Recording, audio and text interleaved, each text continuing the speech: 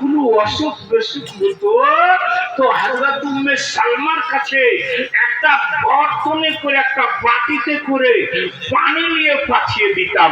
আর পানি নিয়ে গিয়ে কি করতেন তো বলছে হযরত উম্মে সালমার কাছে এত বড়টা হযরত ইসরাঈল বলছেন যে হযরত উম্মে সালমার কাছে এত বড়টা একটা চাঁদের শিশি ছিল।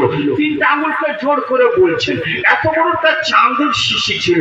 আর ওই চাঁদের শিশিতে নবী মুস্তাফার কয়েকখানা লাল রঙের চুল মোবারক ছিল। আর যখন বাতি নিয়ে গেল তো ওই শিশিটা চুল মোবারক না, চুল মোবারক তো শিশির মধ্যে রাখা আছে, ওই শিশিটাকে বাটিতে ডুবিয়ে দিল। আর বলছে আমরা গিয়ে এসে খেতাম আর আমাদের যার যেটা অসুখ হতো সব ভালো হয়ে যেত। मांगने का सलीका तो आता नहीं, काटी के खुदा देता नहीं, रब से जो कुछ मांगा कीजिए तो मुस्तफा को वसीला बना लीजिए। बस बुखारी शरीफे 29 पृष्ठে একটা হাদিস আছে।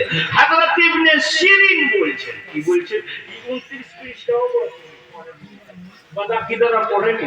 हाँ, इश्क़े मोहम्मद जो पढ़ता है बुखारी उसको बुखार आता, बुखारी नहीं आती। वो इश्क़े मोहम्मद जाने ही ना की बोलছে। হ্যাঁ যেতে দেন।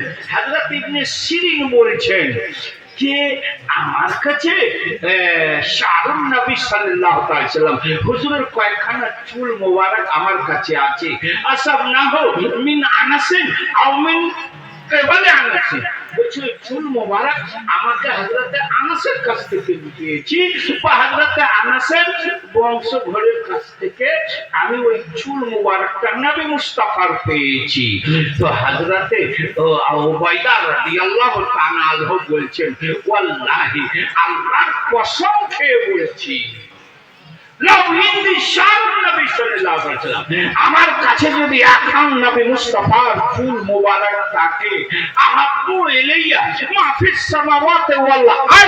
আমার কাছে যদি নবী মুস্তাফার একটা চুল মোবারক থাকে তো জমিন আর আসমানে যত কিছু আছে সবচেয়ে বেশি প্রিয় সম্মানী তাজিম নবী মুস্তাফার চুল মোবারকের কাছে আমার আছে। জোরে বলে সুবহানাল্লাহ।